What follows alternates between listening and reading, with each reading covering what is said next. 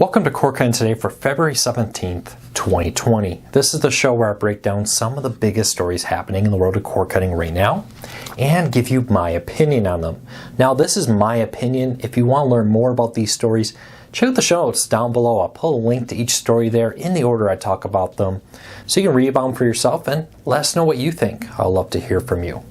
If you're new here, do me a big favor. Hit that subscribe button. Hit that thumbs up. It really does help us because it lets YouTube know you enjoy what we do here. And hopefully we can help you break free from the high cost of cable TV and still watch the shows you enjoy. Well, hope everybody had a great Valentine's Day, a great weekend. A lot of deals popped up over the weekend, so let's dive into a few of them real quick before we get into the news. Starting off with 3 months of Stars for just $5 a month. Now, not quite as good as the deal that was offered on Friday, but that deal is now expired, no longer offered. But for $5 a month for the first 3 months, you can get Stars. And this is just in time for the new Outlander show that just popped up. And this offer is available online. So check that out. Link in the show notes below if you want to find that. You need to use that particular link to get this deal if you're interested. So really great news there. Really nice deal. I would take advantage of it. Also, Amazon has a deal on HBO. Typically $14.99. For a very limited time, you can get HBO now for just $9.99 a month for your first 3 months. So very similar to the Stars deal. Regular $14.99 a month after. Again, similar to the Stars deal. You need to act quick. I don't know if this is available through HBO now directly, but it is available through it on Amazon channels. Link in the show notes down below. So if you find any great deals like this, do me a favor. Some of our readers pointed these deals out to us. You would be a great help to us by going over at cordcuttersnews.com. Click on the Contact Us button. Send us an email. Let us know exactly what you found. A link if you could. That's really helpful to us.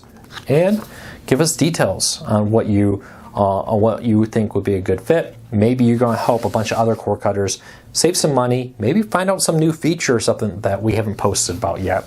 Those tips are so helpful. So thank you to everybody who's been sending them in. All right, let's get into the news of the day, starting off with a little bit backstory. So late in January, right before the Super Bowl, talks started to fall apart between Roku and Fox, and it was warned that Fox could be removing all apps from Roku, which would include the Fox Sports app and others. At the time, there was talk like, why is this happening? You know, it's just an app. Why doesn't Fox just put the app on Roku? Well, we've known for a while that large companies have special contracts with Roku and others. Some of it's have Roku developers help them make the app perfect. The other part, apparently, is ads in the Roku channel. So according to the information, a really great website who gets a lot of inside stories like this, the reason why Fox apps were almost pulled right before the Super Bowl was over ads. Roku wanted a bigger chunk of the ads shown. You know, when you're streaming the Fox Sports app, they show special ads. Those ads are often served by Roku on Roku. So Roku gets a cut of the profit from those ads. Also, Roku was pushing Fox to agree to supply a greater portion of Fox content to the Roku channel so they can get even more ads. So, like we talked about with their earnings call last week, a majority of Roku's revenue does not come from selling streaming players.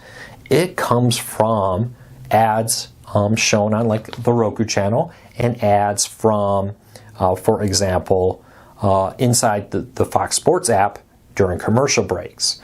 So Roku seems to be pushing for a greater amount of ad space here.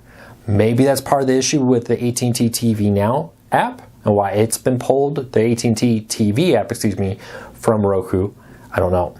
But according to the information, Roku's trying to throw their weight around since they are the largest streaming player in the United States, I should say, that they want to have some control over how many ads appear on the site, how much or on their service, and how many of them are served by Roku. So let me know, do you think Roku shouldn't be pushing for this? Roku needs to make money, so I do understand their desire to earn a profit there. Let me know what you think. All right, next story up. Amazon could be working on a new live TV service. Maybe. This is rumors, but there's something that has kind of given some credence to the reported rumors. Sinclair has updated their new Marquee Sports Network, hope I'm saying that right, their new Chicago Cubs Sports Network's support page and included a TV service called Amazon TV, and it links over to amazon.com/TV. Now, in 2017, it was reported that Amazon had walked away from plans to launch a live TV streaming service, citing their inability to get reasonable deals to make it profitable. Recently, there's been some rumors that they were looking at it again in a variety of ways, maybe just by offering a few a la carte channels or other ways to get farther into live TV. But when you click on the Amazon TV listing on the marquee website, it says Amazon TV is not currently offering the network, and encourages you to contact Amazon to tell them to carry the marquee sports networks, the Chicago Cubs Sports Network. Now, that's a little weird, a little different. It's not listing the Fire TV. It's not linking to the Fire TV. It's linking to Amazon's Prime Video through Amazon.tv or Amazon.com/TV, which forwards to the Prime Video tab on Amazon's website.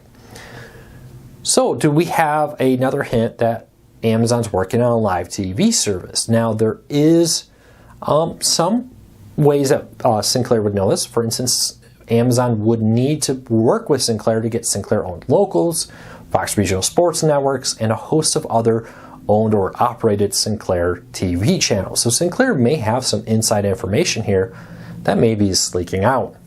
Amazon TV is not a bad name. Trying to build off the, a live TV service built off the Fire TV could be a little confusing. Fire TV, live TV, Fire Live TV, it's just, how do you do that? How do you not confuse people between a Fire TV and their live TV service? Maybe just calling it Amazon TV could help with that confusion, much more than trying to use the IMDb brand or some other brand to do the TV. You got the Amazon name there. Now, your guess is as good as mine if this is true. There's been a rumor floating around, and now we have Sinclair listing it on their website as one of the TV providers. So we're going to keep a close eye on this. I'd love to know what you think about it, though. What do you think? Do you think Amazon should get into it even? There's a lot of talk. Most of these live TV streaming services have yet to make a profit. Does Amazon want to get into a potentially money-losing situation? Does Amazon think that they are big enough that they can make a profit in a way that some of the smaller live TV services couldn't? Amazon's problem is very similar to Sony's, though. They don't have a existing service to kind of build it off of. They don't have a DirecTV or a Dish network where they can say, hey, we're going to take the Dish contract renegotiations and force people to also work with Sling TV if they want to be on Dish. They don't have that ability. And honestly, I think some content owners are a little wary of mega streaming services coming in like Amazon to try to force them to work with them. I think there is definitely an argument there to say, hey, that didn't work out so well for the music industry at first. It wasn't until they renegotiated with Apple that digital music became more successful. So I have heard that some content owners are very wary of falling into some of the traps that music industry did with iTunes when it first came out. Now, in the end, that all worked out, but there was definitely a rough period at the beginning for the music industry because they weren't making the profit margins they wanted, and when a majority of people swapped over there, their money quickly dried up on it. And much later, with some different changes, some of the new contracts, some of the new competition, did that change. So leave me a comment, let me know what you think of that. All right, next story up. Roku is ending support for more streaming players. We reported that the first generation Roku 2 and Roku 1s, built in 2013, are ending support. They will still work, but they're not going to get future upgrades. So you think about that, that's a streaming player from 7 years ago. Will work, but new apps, new features won't be coming to them anymore. Now we learned that the Roku LT, also made in 2013, will also not be getting updates to their OS and new features similar. So that's coming to an end. Pretty much any Roku player made before 2013 is just not going to get the newest features. They're a lot slower, a lot more limited. They just don't have the capabilities that current newer models of Rokus do, which makes it very difficult for Roku to make new features backwards compatible. Think about, you're talking about like an iPhone, what's that, a iPhone 4, iPhone 3G, what is that back in 2013? Is the 3G in 2011? I can't remember. Somebody leave me a comment. But you think of an iPhone from 2013 to an iPhone today, a lot of what they do today just can't be done on those older iPhones. They're too slow, they're too limited, and more. So leave me a comment, let me know, do you even use a Roku LT? I have a couple. Can't say I've booted one up in a couple years though. Just sitting in our storage unit back there in case I ever did want one. But let me know. All right, next story up. SpaceX now has 300 satellites in space. Earlier this morning, SpaceX successfully launched another 60 satellites, which puts their total satellites launched to 300. They did unsuccessfully land the booster. You know how they've been trying to reuse boosters. This one didn't work well that way. But they did successfully launch the satellites, put them into space, 60 more. This makes SpaceX well on their way to offering high-speed internet across North America sometime in the summer of 2020. Now, this is very good news and for cord cutters, because competition drives down the price of internet, drives up the speed, hopefully will drive up customer service too. So we're watching this very closely, but I think SpaceX seems to be on track to actually make this happen, to actually launch their service in the beginning or in the summer of 2020. We'll see. They seem to be ramping up the speed of these launches. It'll be interesting to see of the 12,000 satellites they intend to have covering the entire world, how many do they need in order to offer high-speed internet in North America sometimes this summer? At this rate, if they keep launching 60 satellites every week or so, could they have 500, maybe 1,000 if they slightly pick up the speed before the summer deadline? And if so, is that enough? So SpaceX is, unlike current satellite internet, which is like 1 or 2 satellites in very high Earth orbit, fixed stationary, are doing very low Earth orbit, much lower to the ground, much closer to give better latency, better speed. Instead of having one satellite manage all the broadband, we're talking about a network of thousands of satellites where they're processing and handling the internet, so they're not so overwhelmed. It'll be interesting to see how that plays out. I have a feeling that this is going to be a great option, especially for rural Americans, as an option there. Also think about the idea that your home internet works when you're at home, works when you're at the coffee shop, works when you're at the campground. That would be pretty cool. So we'll watch this very closely, but 60 more satellites now in space. All right, last story up of the day real quick.